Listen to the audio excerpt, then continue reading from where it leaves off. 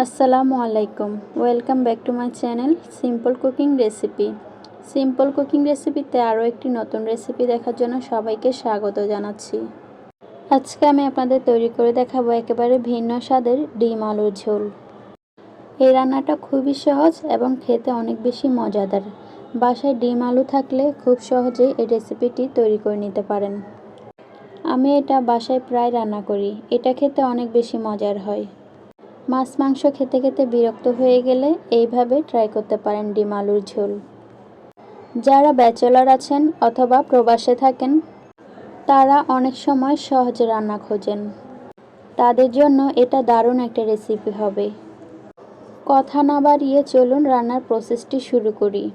তো এখানে আমি ডিম আলু রান্না করার জন্য নিয়েছি, এখানে আমি পরিবারের সদস্য সংখ্যা অনুযায়ী ডিম নিয়েছি, সাথে নতুন আলু নিয়েছি মাঝারি সাইজের 7 থেকে 8টা।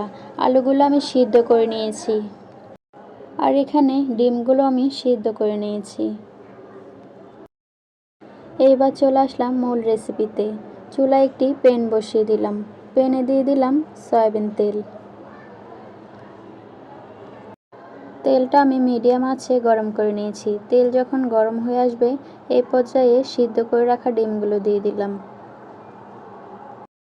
সাথে সামান্য লবণ আর হাফ চামচ হলুদের গুঁড়ো দিয়ে দিলাম। লবণ আর হলুদের গুঁড়ো দিয়ে ডিমগুলোকে আমি খুব ভালো করে নেড়েচেড়ে দিয়ে ভেজে নেব। ডিমগুলো নেড়েচেড়ে দিয়ে লাল লাল করে ভেজে নিয়েছি। ডিমগুলো ভাজা হয়ে গেছে। এই পর্যায়ে আমি ডিমগুলো একে একে তুলে নেব। ডিমগুলো ভাজা হয়ে গেলে একই কড়াইতে আমি দিয়ে দিলাম মাঝারি সাইজের একটি পেঁয়াজ কুচি। পেঁয়াজ কুচিগুলো আমি নেড়েচেড়ে দিয়ে বাদামি রং করে ভেজে নেব।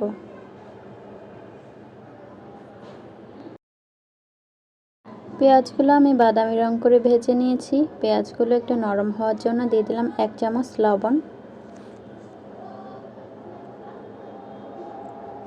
লবণ দিয়ে আরও একবার আমি খুব ভালো করে নেড়েচেড়ে দেব। এখন আমি একে একে মশলা অ্যাড করব।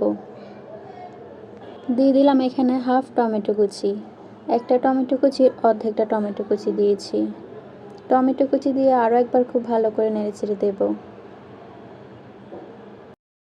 টমেটো কুচি দেওয়ার পর একে একে দিয়ে দিলাম 1.5 চামচ হলুদের গুঁড়া। দিয়ে দিলাম এখানে 2 চামচ মরিচের গুঁড়া।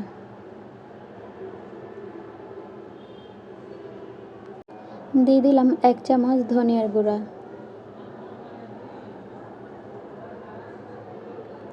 এই পর্যায়ে আমি সামান্য পানি দিয়ে দিলাম যাতে মশলাটা পুড়ে না যায়। দিয়ে দিলাম এখানে হাফ চামচ করে আদা রসুন বাটা।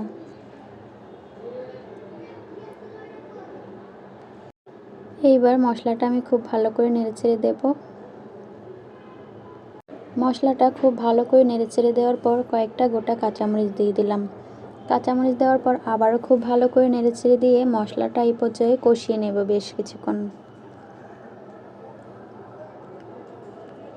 ফিরে এলাম মশলা কষানোর পর। মশলা খুব ভালো করে কষানো হয়ে গেছে। মশলার গায়ে থেকে তেল ছেড়ে গেছে। এই পর্যায়ে আমি সিদ্ধ করে রাখা আলুগুলো দিয়ে দিলাম। আলু দিয়ে খুব ভালো করে নেড়েচেড়ে দেব। আলুগুলো খুব ভালো করে নেড়েচেড়ে দেওয়ার পর ভেজে রাখা ডিমগুলো দিয়ে দিলাম।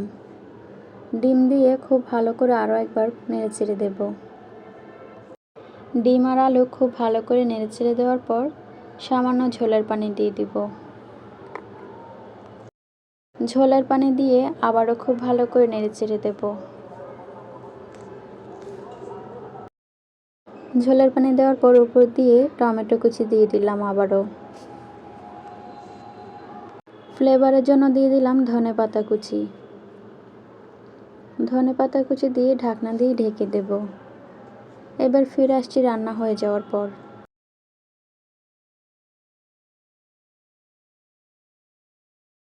ফিরে এলাম রান্না হয়ে যাওয়ার পর। ঢাকনা খুলে একবার দেখে নেব। ডিম আলুর ঝোল রান্নাটা হয়ে গেছে। এখন আমি নামিয়ে সার্ভ করে দেখিয়ে দিচ্ছি এটা কেমন হয়েছে। তৈরি হয়ে গেছে আজকে মজাদার ডিম আলুর ঝোল। আমার এই রেসিপি ফলো করে চাইলে আপনারা বাড়িতে ট্রাই করতে পারেন। মাছ মাংস খেতে বিরক্ত হয়ে গেলে এইভাবে একবার ট্রাই করতে পারেন। আশা করছি রেসিপিটি আপনাদের কাছে খুবই ভালো লেগেছে। এইরকম আরও নিত্য নতুন সহজ রেসিপি পেতে আমার চ্যানেলের সাথেই থাকুন। দেখা হচ্ছে পরবর্তী কোনো রেসিপিতে। এই পর্যন্ত সবাই ভালো থাকুন, সুস্থ থাকুন। সবার সুস্থতা কামনা করছি। আল্লাহ হাফেজ।